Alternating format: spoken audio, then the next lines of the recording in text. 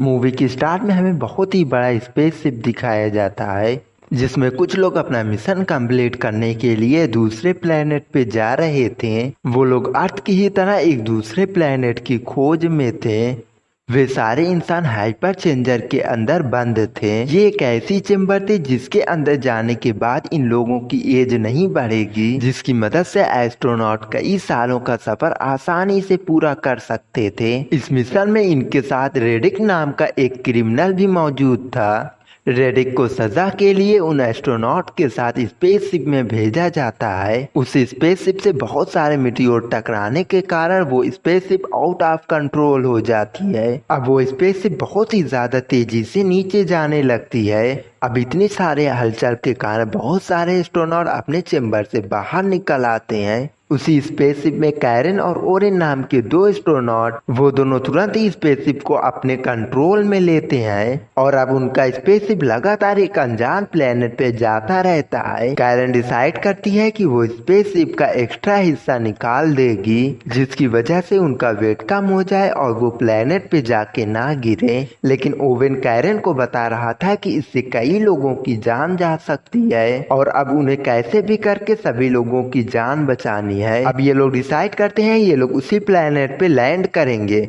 कुछ देर बाद इनकी क्रैश लैंडिंग हो जाती है उस प्लेनेट पे। इस हादसे से सभी लोग बच जाते हैं और वो रेडिक नाम का क्रिमिनल वहां से भाग जाता है। जॉन नाम का दूसरा एस्ट्रोनॉट रेडिक को वहां ना पाके एकदम से घबरा जाता है। उसने अपने सभी ग्रुप के मेंबर को ये बता दिया था कि रेडिक अब आजाद हो चुका है और वो बहुत ही बड़ा क्रिमिनल है, इसलिए इन लोगों को चौकन्ना रहना होगा। जब ये लोग बाहर निकले तब इन्हें पता चला कि इस प्लेनेट पे ऑक्सीजन काफी अच्छा है, जिससे ये लोग काफी अच्छे से सांस ले पा रहे थे। लेकिन हैरानी की बात ये होती है कि इस प्लेनेट पे एक नहीं बल्कि तीन तीन सूरज होते हैं। इस प्लेनेट पे दूर दूर तक कहीं भी एक भी पेड़ पौधे नहीं मौजूद थे, क्योंकि तीन तीन सूरज होने की वजह से यहाँ का टेम्परेचर बहुत ही ज्यादा बढ़ चुका था।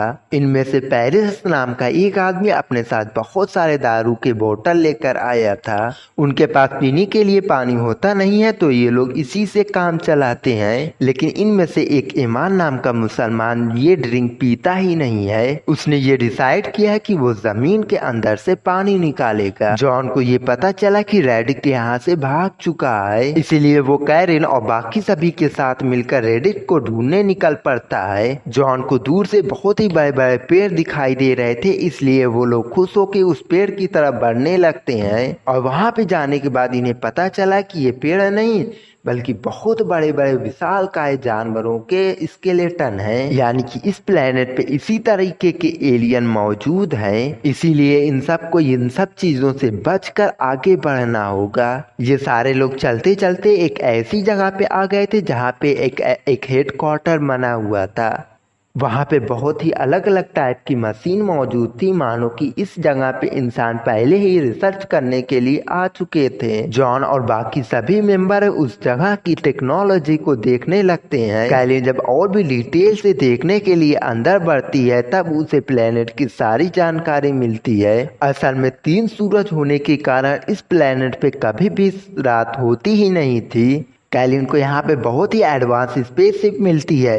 ये देखकर वो बहुत ही ज़्यादा खुश हो जाती है, लेकिन इस स्पेसशिप का बैटरी खराब हो चुकी होती है तो ये लोग अपनी स्पेसशिप की बैटरी लेने के लिए जाते हैं। यहाँ पे दूसरी तरफ पेरिस और कुछ लोगों को दूसरी आवाज़ें सुनाई देती है। जब वो लोग जाके देखने लगे तब वहाँ पे एक दूसरा आदमी मौजूद था। दूसरा एस्ट्रोनॉट उस आदमी को बिना सोचे समझे शूट कर देता है। उसे लग रहा था कि वो आदमी कोई और नहीं बल्कि वो क्रिमिनल रेडिक ही है। अब इस चीज से बाकी के क्रू मेंबर काफी ज्यादा गुस्सा हो सक जाते हैं, क्योंकि उस आदमी को इस जगह के बारे में काफी कुछ पता होता है। इसके बाद जिसने उसे मारा था वो उसे दफनाने के लिए लेकर जाता है। वहीं पास में उस एस्ट्रोनॉट ने एक गुफा देखी जिसमें उसे डालने के बारे में वो सोच रहा था, लेकिन तभी उस गुफा में से किसी अनजान चीज ने उसे पकड़ के अपने अंदर खींच लिया और कुछ ही देर में उसके चीथे उड़ने लगे। दूसरा एस्ट्रोनॉट जब पास में जाती है तब वहाँ पे रेडिक्ट मौजूद था।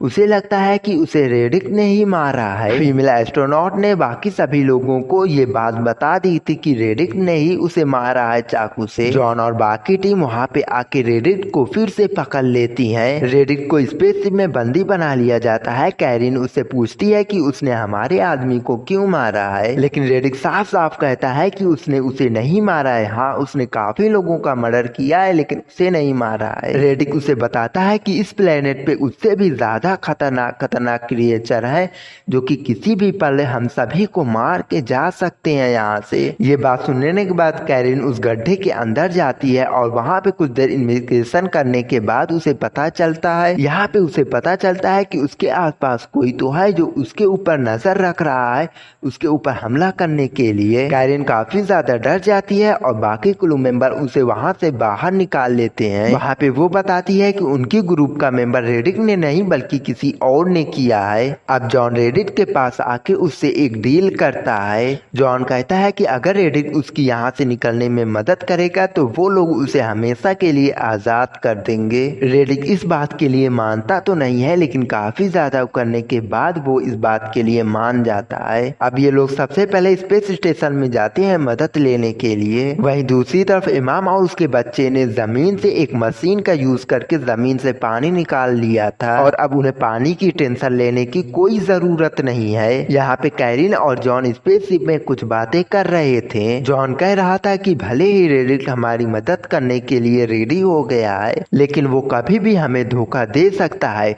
रेडिक्ट ने इसी तरह से एक स्पेसशिप को हाईजैक कर लिया था और उसमें सभी एस्ट्रोनॉट को उसने मार दिया था। रेडिक्ट का कोई भरोसा नहीं कर सकते हैं। अगर ये लोग स्पेसशिप को स्टार्ट कर देंगे तो रेडिक्ट इन लोगों को यहीं पे छोड़ के भाग सकता है। अब इन सभी को रेडिक्ट के ऊपर शक होने लगता है इसलिए सारे मेंबर बैठ के प्लान बनाने लगते हैं कि इस प्लेनेट से कैसे निकला जा सके। लेकिन तभी इमाम बताता है कि उसका बेटा बेसमेंट में फंस चुका है। उस बेसमेंट के अंदर बहुत ही खतरनाक उड़ने वाले क्रिएचर मौजूद थे। ये लोग इमाम के बेटे पे हमला कर देते हैं। इमाम और बाकी सभी लोग उसे बचाने के लिए बेसमेंट में आ जाते हैं।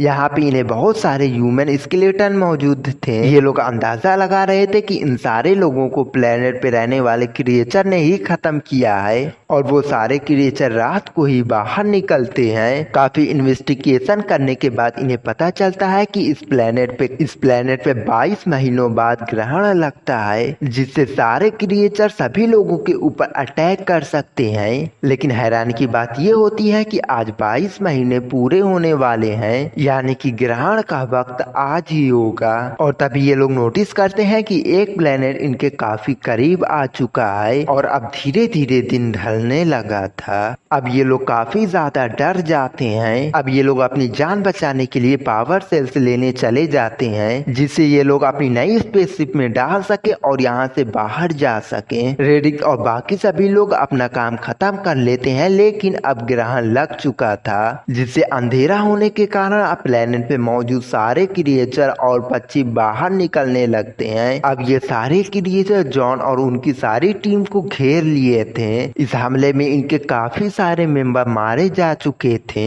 लेकिन रेडिक्ट उन क्रिएचर से आसानी से बच जाता है। अब उन्होंने वहाँ पे पावर सेल्स निकाल के वहाँ पे लाइट मौजूद कर दी थी और वो क्रिएचर लाइट के ऊपर हमला नहीं करते थे। अब उन लोगों को एक मौका मिल गया था क्रिएचर से बचने का। वो लोग सही सलामत स्पेसशिप तक पहुंच जाते हैं लेकिन पेरिस डर के मारे उन सब से अलग हो जाता है और अब उनकी लाइट्स भी खत्म हो गई थी जिसके अगले ही पल वो लोग क्रिएचर उनके ऊपर हमला कर देते हैं। रेडिक्ट को समझ में नहीं आ रहा था कि वो क्रिएचर इन्हीं के ऊपर क्यों हमला कर रहे हैं।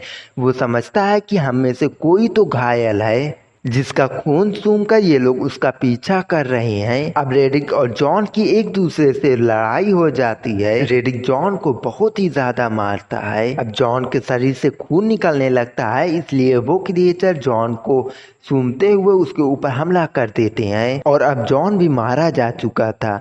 रेडिक्ट और कैलेरिन यहाँ से भागते हैं सभी को लेकर लेकिन इनकी किस्मत इतनी ज्यादा खराब थी कि वहाँ पे पानी बरसने लगता है जिससे उनकी मशाल बुझ जाती है। अब उनसे बचने के लिए रेडिट और बाकी सभी लोग एक गुफा में पहुंच जाते हैं जहाँ पे बहुत सारे स्केलेटन मौजूद थे। रेडिट कहता है कि तुम सब यहीं पे रहो, वो जा रहा है पावर स्टोन से उस स्पेसशिप को चालू करके यहाँ पे लेकर आएगा, क्योंकि रेडिट अंधेरे में भी देख सकता है। सभी लोग इस बात से मान जाते हैं और रेडिट स्पेसशिप लेने के लिए चला जाता है। लेकिन कैरोलिन को रेडिट के ऊपर भरोसा नहीं था। उसे लग रहा था कि स्पेसशिप मिलने के बाद रेडिट यहाँ से अकेला ही चला जाएगा। अब कैरोलिन बिना बताए उसे उसका पीछा करने लगती है। कैरोलिन जब उसके पास पहुंचती है तब उसका शक एकदम सही निकलता है। रेडिट यहाँ से भागने के लिए एकदम तैयार था। रेडिट उससे कहता है कि तुम मेरे साथ चलो, लेकिन कैरोलिन कहती है कि हम सब एक टीम है, हम सबको साथ में चलना है। कैरोलिन उसे रिक्वेस्ट करती है जिस पे वो मान जाता है और अब वो इमाम और उसके बच्चे को बचाने के लिए वहां पे जाता है। रेडिट उन क्रिएचर का ध्यान भटका रहा था और इमाम बाकी सभी मेंबर उस स्पेसशिप में जाने लगते हैं। रेडिट उन सारे क्रिएचर से घिर चुका था। काफी टाइम बीतने के बाद भी जब रेडिट उनके पास नहीं आता है तब कैरोलिन रेडिट को बचाने के लिए उसके पास जाती है। रेडिट के मिलने के बाद कैरोलिन अपनी बॉडी पे एक कट लगा देती है और रेडिट को यहाँ से भागने के लिए कहती है। वो सारे क्रिएचर कैरोलिन का ब्लड को सेंस करते हुए उसे खाने लगते हैं। रेडिट देखता है कि कैरोलिन ने उसकी जान बचाने के लिए अपनी जान दे दी और वो डिसाइड करता है कि वो बाकी के क्रू मेंबर को सही सलामत पृथ्वी पे पहुंचाएगा। और इसी के साथ हमारी ये मूवी यहीं पे खत्म हो जाती है। तो लाइक और सब्सक्राइब ठोक देना।